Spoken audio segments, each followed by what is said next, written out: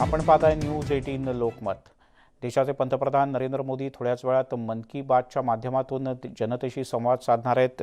ते आम्ही लाईव्ह दाखवणार आहोत, पण त्यापूर्वी एक महत्त्वाची बातमी। देशाचे केंद्रीय गृहमंत्री अमित शाह यांच्या अध्यक्षतेखाली दिल्लीत विज्ञान भवनात एक महत्त्वपूर्ण बैठक सुरू झाली।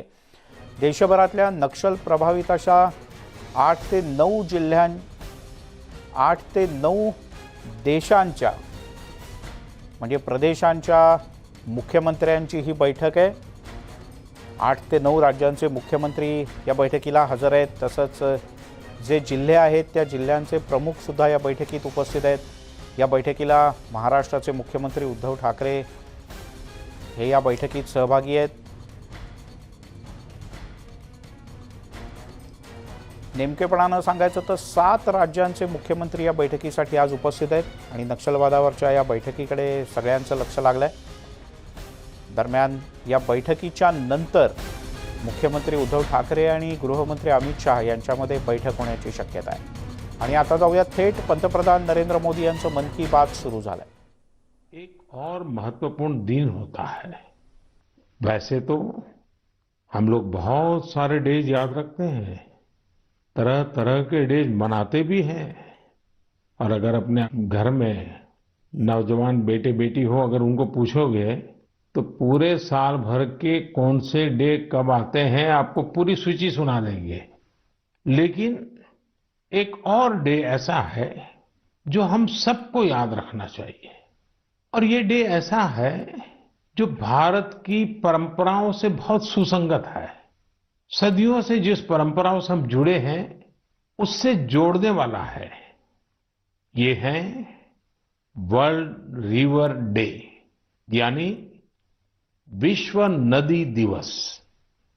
हमारे यहां कहा गया है, पिबन्ति नद्यः स्वयमेव नाम्भः, अर्थात नदियां अपना जल खुद नहीं पीती बल्कि परोपकार के लिए देती है। हमारे लिए नदियां एक भौतिक वस्तु नहीं है, हमारे लिए नदी एक जीवंत इकाई है। और तभी तो हम नदियों को मां कहते हैं। हमारे कितने ही पर्व हो, त्योहार हो, उत्सव हो, उमंग हो, ये सभी हमारी इन माताओं की गोद में ही तो होते हैं। आप सब जानते ही हैं, माघ का महीना आता है तो हमारे देश में बहुत लोग पूरे 1 महीने मां गंगा या किसी और नदी के किनारे कल्पवास करते हैं।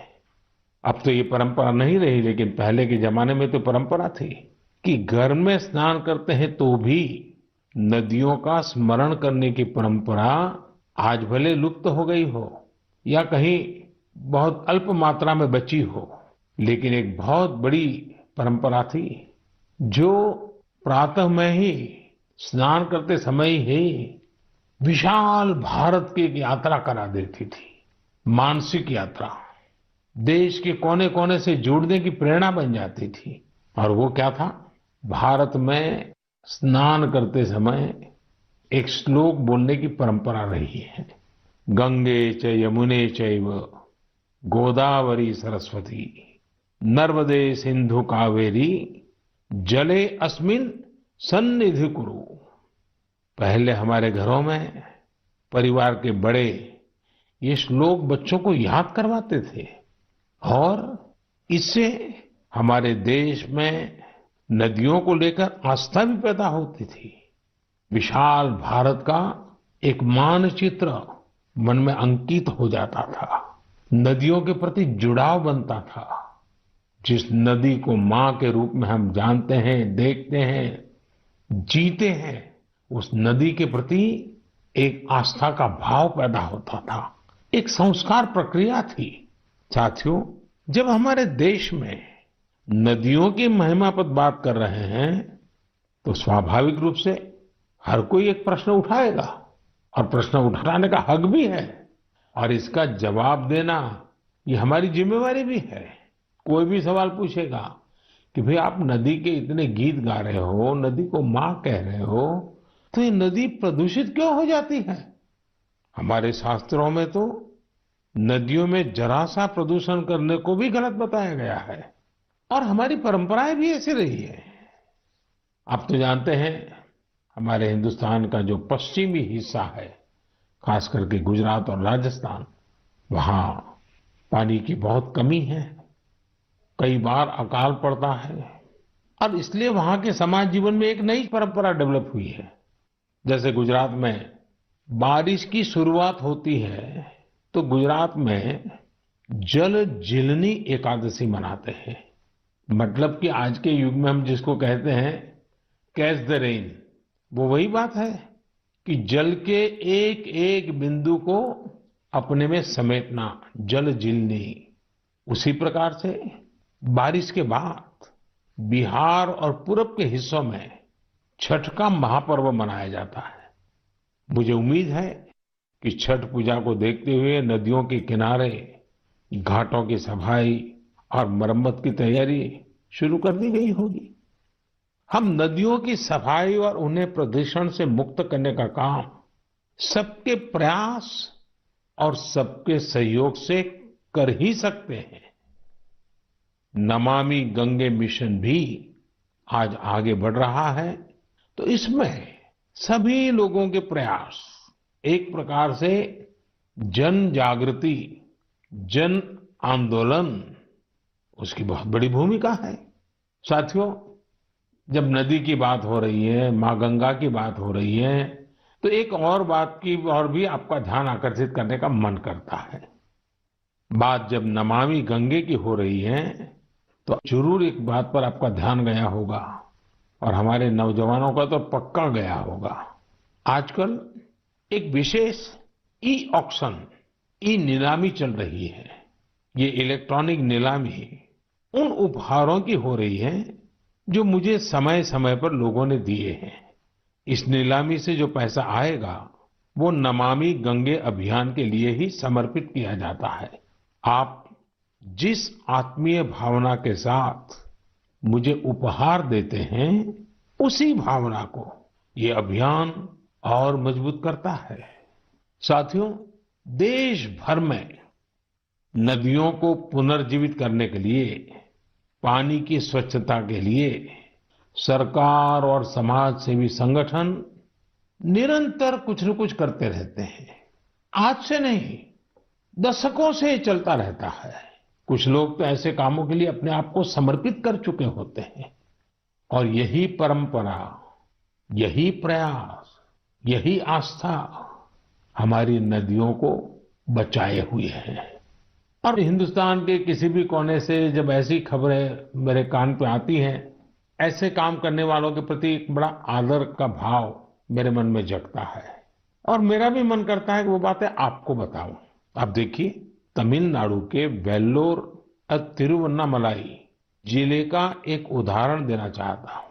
यहाँ एक नदी बहती है, नागा नदी। अब ये नागा नदी बरसों पहले सूख गई थी। इस वजह से वहां का जलस्तर भी बहुत नीचे चला गया था। लेकिन वहां की महिलाओं ने बीड़ा उठाया कि वो अपनी नदी को पुनर्जीवित करेगी। फिर क्या था, उन्होंने लोगों को जोड़ा, जन भागीदारी से नहरें खोदी, चेक डैम बनाए, रिचार्ज कुएं बनाए। आपको भी जानकर के खुशी होगी साथियों कि आज वो नदी पानी से भर गई है। और जब नदी पानी से भर जाती है ना, तो मन को इतना सुकून मिलता है। मैंने प्रत्यक्ष इसका अनुभव किया है। आप में से बहुत लोग जानते होंगे कि जिस साबरमती के तट पर महात्मा गांधी ने साबरमती आश्रम बनाया था, पिछले कुछ दशकों में ये साबरमती नदी सूख गई थी। साल में 6-8 महीने पानी नजर ही नहीं आता था। लेकिन नर्मदा नदी और साबरमती नदी को जोड़ दिया, तो अगर आज आप अहमदाबाद जाओगे तो साबरमती नदी का पानी ऐसा मन को प्रफुल्लित करता है। इसी तरह बहुत सारे काम, जैसे तमिलनाडु की हमारी ये बहनें कर रही हैं, देश के अलग अलग कोने में चल रहे हैं। मैं तो जानता हूं कई हमारे धार्मिक परंपरा से जुड़े हुए संत हैं, गुरुजन हैं, वे भी अपनी आध्यात्मिक यात्रा के साथ साथ पानी के लिए, नदी के लिए बहुत कुछ कर रहे हैं। कई नदियों के किनारे पेड़ लगाने का अभियान चला रहे हैं, तो कहीं नदियों में बह रहे गंदे पानी को रोका जा रहा है। साथियों, वर्ल्ड रिवर डे जब आज मना रहे हैं तो इस काम से समर्पित सबकी मैं सराहना करता हूं, अभिनंदन करता हूं। लेकिन हर नदी के पास रहने वाले लोगों को, देशवासियों को मैं आग्रह करूंगा कि भारत में कोने कोने में साल में एक बार तो नदी उत्सव मनाना ही चाहिए। मेरे प्यारे देशवासियों, कभी भी छोटी बात को, छोटी चीज को छोटी मानने की गलती नहीं करनी चाहिए। छोटे छोटे प्रयासों से कभी कभी तो बहुत बड़े बड़े परिवर्तन आते हैं। और अगर महात्मा गांधी जी के जीवन की तरफ हम देखेंगे तो हम हर पल महसूस करेंगे कि छोटी छोटी बातों की उनके जीवन में कितनी बड़ी अहमियत थी और छोटी छोटी बातों को लेकर के बड़े बड़े संकल्पों को कैसे उन्होंने साकार किया था। हमारे आज के नौजवान को ये जरूर जानना चाहिए कि साफ सफाई के अभियान ने कैसे आजादी के आंदोलन को एक निरंतर ऊर्जा दी थी। ये महात्मा गांधी ही तो थे जिन्होंने स्वच्छता को जन आंदोलन बनाने का काम किया था। महात्मा गांधी ने स्वच्छता को स्वाधीनता के सपने के साथ जोड़ दिया था। आज इतने दशकों बाद स्वच्छता आंदोलन ने एक बार फिर देश को नए भारत के सपने के साथ जोड़ने का काम किया है और ये हमारी आदतों को बदलने का भी अभियान बन रहा है। और हम ये न भूलें कि स्वच्छता ये सिर्फ एक कार्यक्रम है।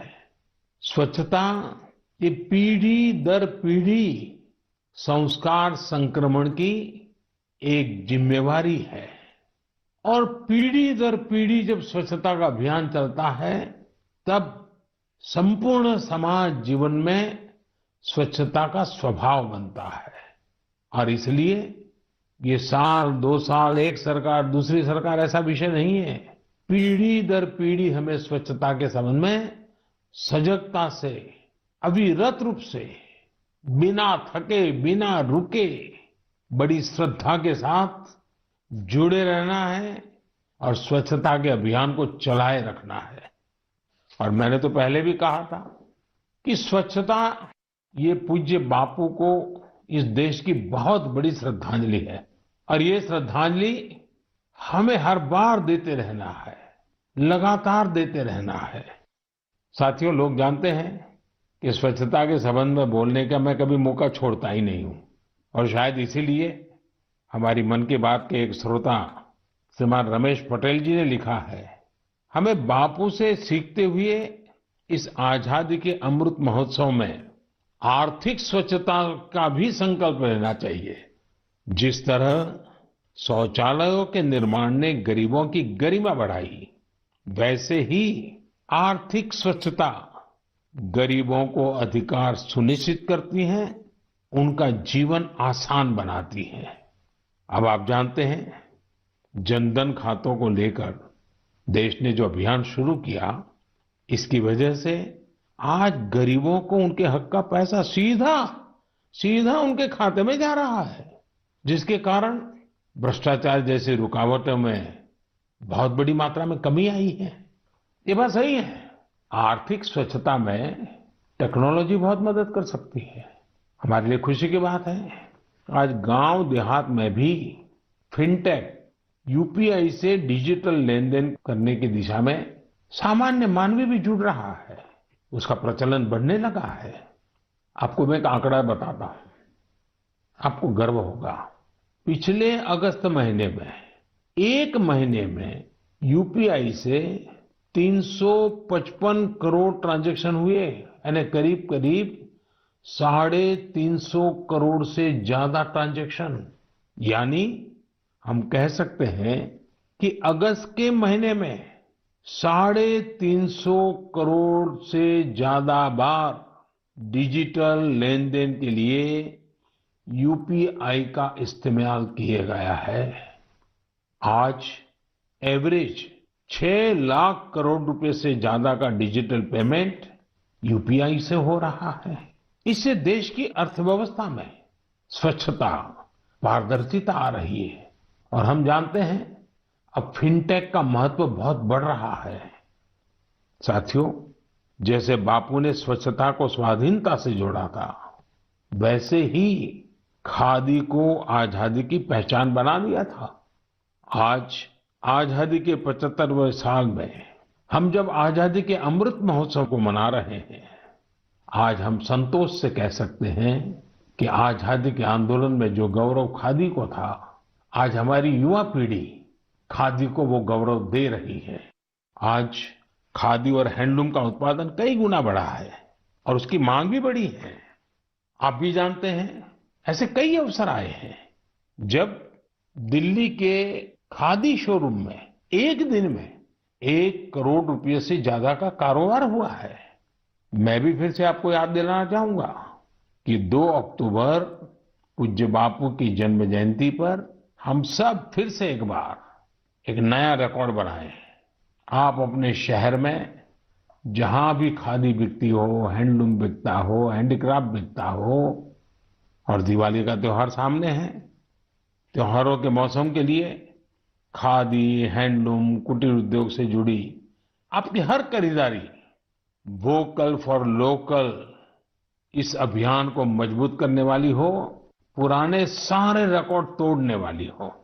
साथियों, अमृत महोत्सव के इसी कालखंड में देश में आजादी के इतिहास की अनकही गाथाओं को जन जन तक पहुंचाने का एक अभियान भी चल रहा है। अनेक महत्त्वाच्या आणि सकारात्मक मुद्द्यांचा उल्लेख पंतप्रधान नरेंद्र मोदी यांनी केला आहे. आपले लक्ष असणार एक छोटासा ब्रेक घेऊया, लगेचच परत येतो.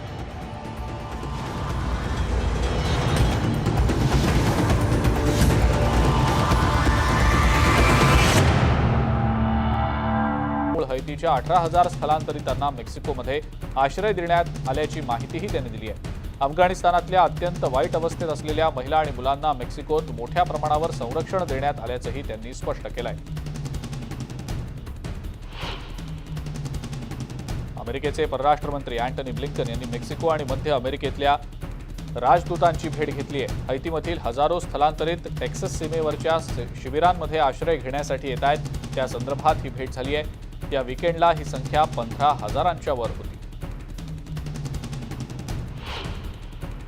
अमेरिकेचे परराष्ट्र मंत्री अँटनी ब्लिंकन यांनी काँगोचे राष्ट्राध्यक्ष फेलिक्स तशिसेकेदी यांची भेट घेतली आहे. कोरोनाविरुद्धची लढाई तसंच काँगो खोऱ्यातल्या 2 देशांमधील सामरिक भागीदारी यावर दोन्ही नेत्यांमध्ये चर्चा झाली. पूर्व काँगोमधल्या दहशतवाद विरोधी लढाईत अमेरिकेच्या विशेष सैन्याच्या तैनातीमुळे काँगोच्या सैन्याला बळ मिळालं आणि या मदतीचा फायदा झाल्याबद्दल सिसेक्दी यांनी ब्लिंकन यांचे आभारही मानले. लंडनमध्ये एका 28 वर्षीय महिलेची सविना नेसा हिची हत्या करण्यात आलेली आहे. अनोळखी व्यक्तीनं तिची हत्या केली का याचा तपास सध्या केला जातोय. पण या हत्येच्या घटनेमुळे राजधानीसारख्या ठिकाणी महिला सुरक्षित नाही, त्याबद्दल चिंता व्यक्त होतीये. याबद्दल कोणाला काही माहिती असेल तर त्यानं समोर येऊन माहिती द्यावी असं आवाहन स्कॉटलंड यार्डनं केलंय. एका संशयिताला या प्रकरणी ताब्यात घेतलं गेलंय. अमेरिकेतल्या टेनेसीमध्ये किराणा दुकानात एकानं केलेल्या गोळीबारात एका व्यक्तीचा मृत्यू झालाय तर तब्बल 12 जण जखमी झाले. जखमींना रुग्णालयात दाखल करण्यात आलंय.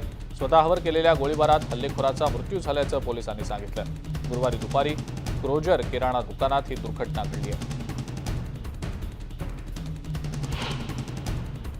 ऑस्ट्रेलियाच्या सिडनी आणि मेलबर्न या 2 मोठ्या शहरांमध्ये लॉकडाऊन आता संपण्याची शक्यता आहे. या दोन्ही शहरात लसीकरणाचं प्रमाण वाढलंय. मात्र निर्बंध शिथिल झाले असले तरी लोकांनी खबरदारी बाळगावी आणि काळजी घ्यावी असं आवाहन नेत्यांकडून होत आहे. सिडनीमध्ये संसर्गाचं प्रमाण वाढतंय. 11 ऑक्टोबरपर्यंत लॉकडाऊन उठवण्याचं उद्दिष्ट इथं ठेवलं गेलेलं आहे. त्यासाठीच वेगानं लसीकरण करण्याचंही उद्दिष्ट ठेवण्यात आलंय. योग्य काळजी घेतली नाही तर मात्र हॉस्पिटलमधली रुग्णसंख्या वाढू शकते असा इशारा प्रीमियर ग्लिडियस बेर्जिक्लाइन यांनी दिलेला आहे.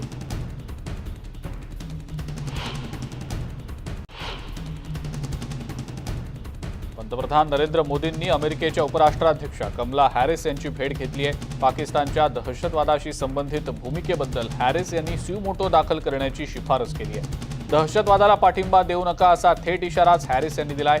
पाकिस्ताननं दहशतवादी गटांवर लवकरात लवकर कारवाई करण्याची सूचनाही त्यांनी केली आहे. अमेरिका आणि भारत नैसर्गिक मित्र असल्याचंही त्या म्हणाल्या. पंतप्रधान नरेंद्र मोदींनी ऑस्ट्रेलियाचे पंतप्रधान स्कॉट मॉरिसन यांचीही भेट घेतली. ऑकस अर्थात ऑस्ट्रेलिया, ब्रिटन आणि अमेरिकेच्या त्रिस्तरीय सुरक्षा कराराबाबत या दोघांमध्ये यावेळेला चर्चाही झाली. या गटात भारत आणि जपानला सहभागी करून घ्यायला नकार दिला गेलाय. क्वाड हा गट ऑस्ट्रेलिया, भारत, जपान आणि अमेरिका यांचा आहे, तर ऑकस हा फक्त 3 देशांचा गट आहे. ऑकस इंडो पॅसिफिक प्रांतातील सुरक्षेसाठीचा 3 देशांमधला करार असल्याचं मॉरिसन यांनी स्पष्ट केलं, असं परराष्ट्र सचिव हर्षवर्धन श्रिंगला यांनी सांगितलं. जपान हा भारतासाठी अत्यंत महत्त्वाचा मित्र देश आहे, असं पंतप्रधान नरेंद्र मोदींनी म्हटलंय. त्यांनी जपानचे पंतप्रधान योशिहिदे सुगा यांची अमेरिकेत भेट घेतली. सहकार्य वाढवण्याबाबत या दोघांमध्ये विविध द्विपक्षीय मुद्द्यांवर चर्चा झाली. व्यापारी आणि सांस्कृतिक संबंध अधिक दृढ करण्यावर यापुढे भर देणार असल्याचं पंतप्रधान मोदी म्हणाले.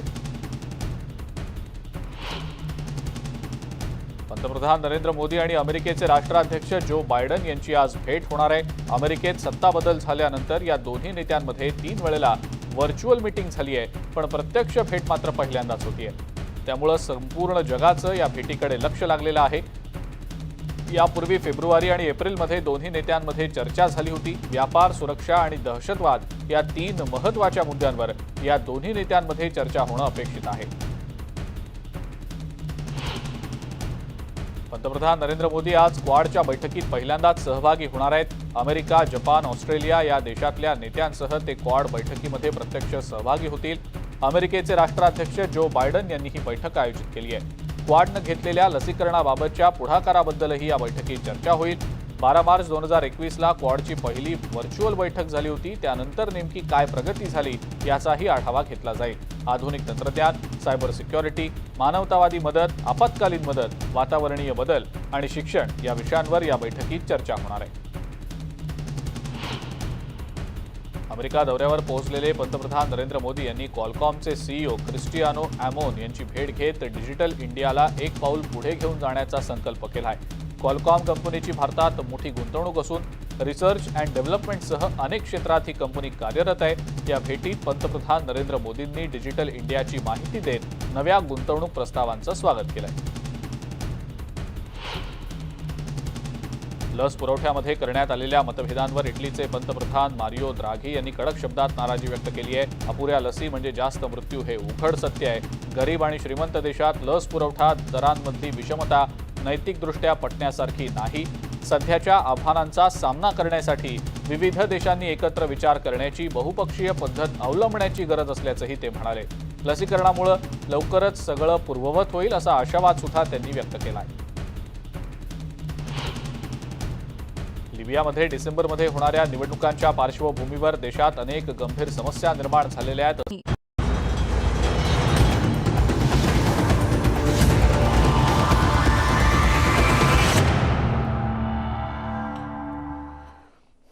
ब्रेकनंतर आपल्या सगळ्यांचं पुन्हा एकदा स्वागत. आणि आता पुन्हा एकदा जाऊयात पंतप्रधान मोदी मन की बात और मेरा ध्यान दिलाया है. रांची के पास ही देवरी गांव की महिलाओं ने मंजू कश्यप जी के नेतृत्व में बिरसा कृषि विद्यालय से एलोवेरा की खेती का प्रशिक्षण लिया था.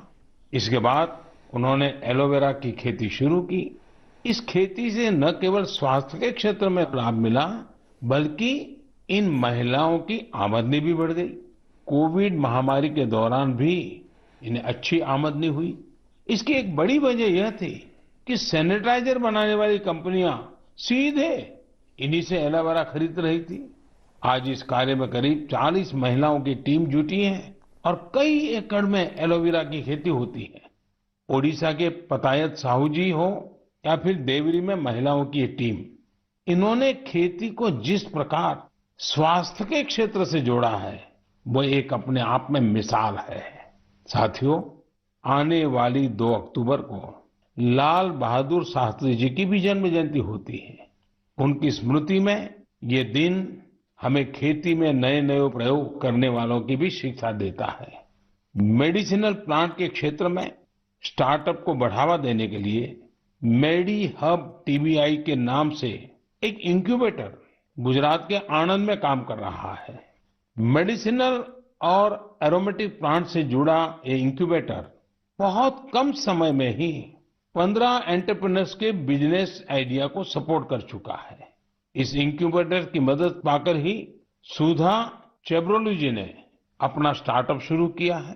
उनकी कंपनी में महिलाओं को प्राथमिकता दी जाती है और उन्हीं पर इनोवेटिव हर्बल फॉर्मुलेशंस की भी जिम्मेदारी है। एक और एंटरप्रेन्योर सुभाश्री जी ने जिन्हें भी इसी मेडिसिनल और एरोमेटिक प्लांट इंक्यूबेटर से मदद मिली है।